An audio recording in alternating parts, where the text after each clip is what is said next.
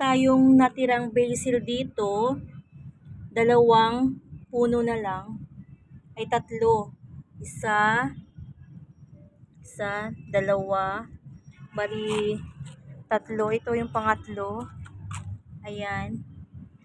Kasi nung mga nakaraang linggo, itong basil natin yung nag-best. Kaya ito na lang yung natira sa basil ni Ateng. Sa mga kamatis natin, ilang piraso na tong kamatis natin, isa na lang. Itong isa, medyo malungkot pa siya kasi nung nakaraan kasi binaba kasi yan siya, hindi naman siya na nabili, kaya inakyat ulit dito sa taas. Ayan, may bago na naman siya.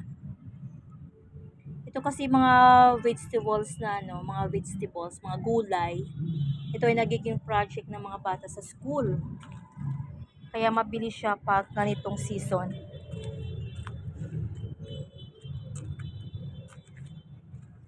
Meron pa pala dito nagsama, hindi pa na-transplant. Meron din tayong lemongrass. Ayan, may lemongrass din tayo na in-transplant. Ito naman ay regalo natin to sa ating kakilala. Itong isa. Ito, pag mayroong gusto, ayan. Yung mga plants ko dito ay kakaunti na lang. Pinapaubos na ni Ating ito kasi mag-over the bakod na si Ating. Maglilipat na, hindi kayang bitbitin. Ito naman, yung ating bayabas, ito ay magpapalit na naman ng dahon. Manalagas naman itong dahon ni bayabas. Makikita naman sa kanyang hitsura na malapit na siya manlagas. Ito ay ititrim ko sa susunod na araw kasi para hindi siya mahirap i-travel. Kasi pipick upin ito next year, January. Pipick upin ito din ay ireregalo din natin ito sa ating kakilala. Ayan. Yung ating guava apple. Ito naman, yung aking malagunang lemongrass, ito ay ireregalo din ni Ating sa kanyang mga mahal na kakilala. Ito, wala pang nito, magpipick up nito. Itong aking Acapulco ay wala pang magpipick up niyan. Ayan. Baka merong gusto ng Acapulco. Ito ay namumunga na siya. Ayan to na ang kanyang bunga. Saka nagkakaroon na din siya ng mga sanga dito sa ilalim. Kaya itong nasa itaas, pag mamuo na yung kanyang mga bunga, magkakaroon ng mga seeds, pwede mo siyang putulan kahit hanggang dito. Tapos para dito na mag-uusbong na panibago ulit at yayabong siya. Ayan, kakaunti na lang sila. Yung snake plant ko, ayan. Mga baby pa yung iba. Kunti na lang sila. Bago matapos itong buwan, before New Year, namumulaklak na yung aking insulin plant ko. Bago magtapos, kailangan maubos na tong lahat.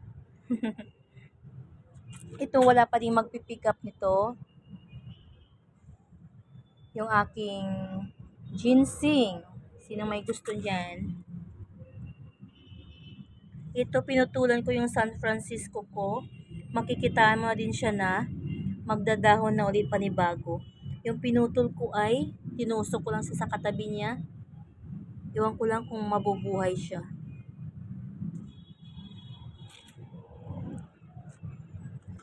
Ito naman, yung aking sinukuan. Yan, malaki na siya. Nakalagay siya sa drum. Wait natin yung kanyang may-ari. Ito, malaki na yung aking sinukuan. Pag walang magpipick up nito, ito ay isasama ko sa aking paglipat yung aking sinukuan. Ito ay namumunga pa siya, hindi pa siya tapos mamunga, ayan.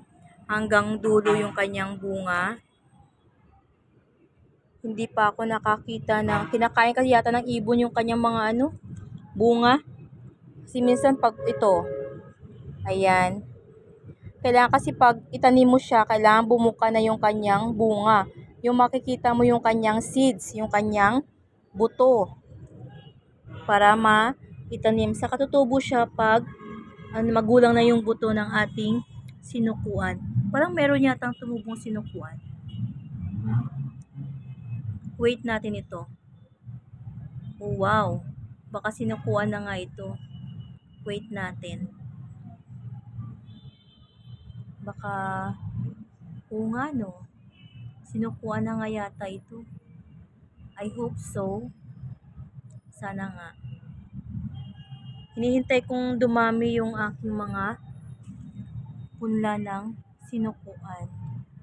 Sana dumami yung sinukuan ni Ateng.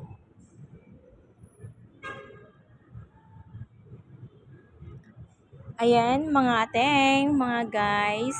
Thank you for watching. See you to the next video.